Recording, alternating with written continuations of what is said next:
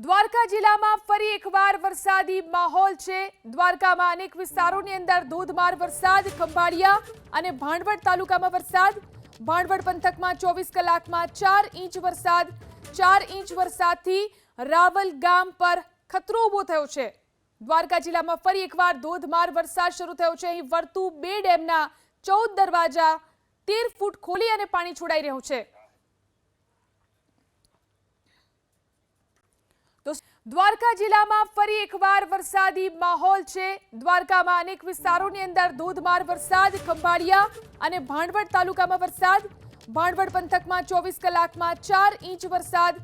4 inch વરસાદથી રાવલ ગામ પર ખતરો ઊભો થયો છે। દ્વારકા જિલ્લામાં ફરી એકવાર ધોધમાર વરસાદ શરૂ થયો છે। અહીં વર્તુ 2 ડેમના 14 દરવાજા 13 ફૂટ ખોલી અને પાણી છોડાઈ રહ્યું છે।